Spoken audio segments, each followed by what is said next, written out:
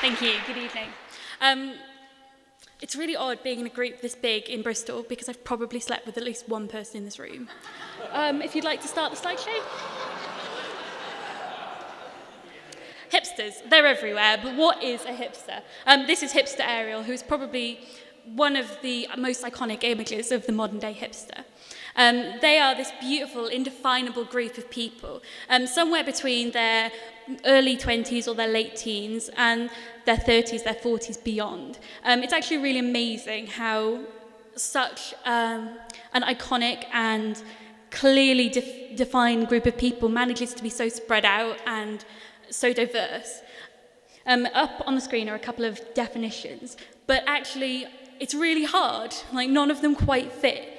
None of the subculture of X, Y, Z actually defines what a hipster is.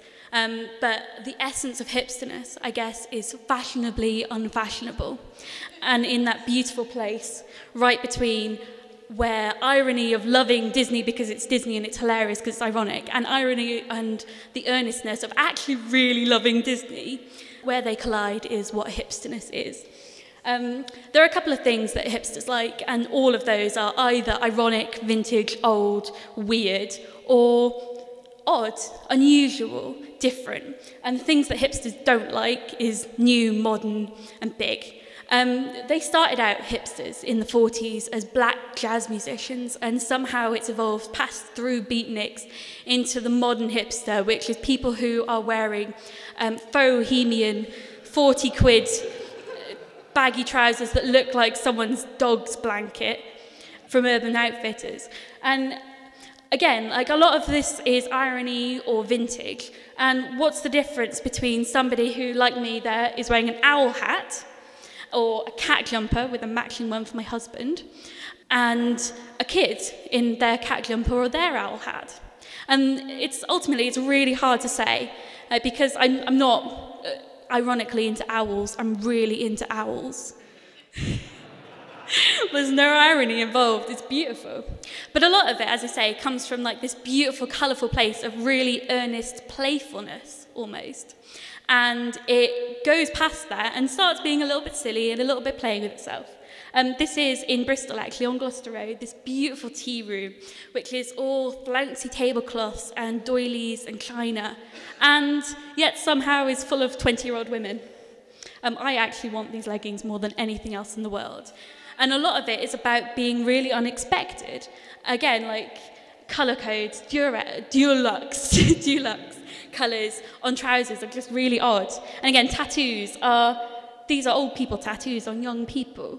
An 80-year-old woman in a flowery dress is fine, but a 20-year-old in a really, really flowery grandmother dress it's unexpected and it's different. And again, moustaches, facial hair, things your dad had in the 70s. Like, they're so in right now. They're everywhere. Every high street, everywhere has moustache t-shirts, moustache leggings, moustache trousers, like things I want to own, because moustaches are amazing. And again, as I say, a lot about hipster is almost a sort of cliquey, you probably haven't heard of it. It's a bit cool, it's a bit wacky. As soon as it hits the mainstream, as soon as it goes big, it doesn't mean anything anymore. And a lot of the things you have heard of, Zooey Deschanel, the Black Keys, etc., they've all almost gone over the top. And like, everyone's heard of them. No one's that bothered by them anymore. That's my BFF.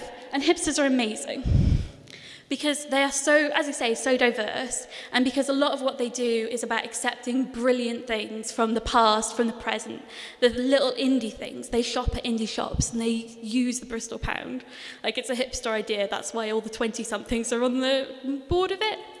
And yet, as you'll see, this is one of the Bristol shops that I think actually does accept the Bristol pound, but that was taken like a year ago. But they have this amazing way of keeping money within the community and focusing on stuff that we don't really focus on anymore. But they're also really, really bad in lots of ways, because a lot of them are middle-class white 20-somethings, and they can be really, really sexist and really, really racist, and they're like, no, it's cool because it's ironic. It's ironic, bro. And like, that's not okay. The trick is to know that you are a privileged white middle-class 20-something, and that everything that you do, everything you own, It's my screensaver. A lot of this comes from my personal collection. A lot of these are my photos, because this is my life.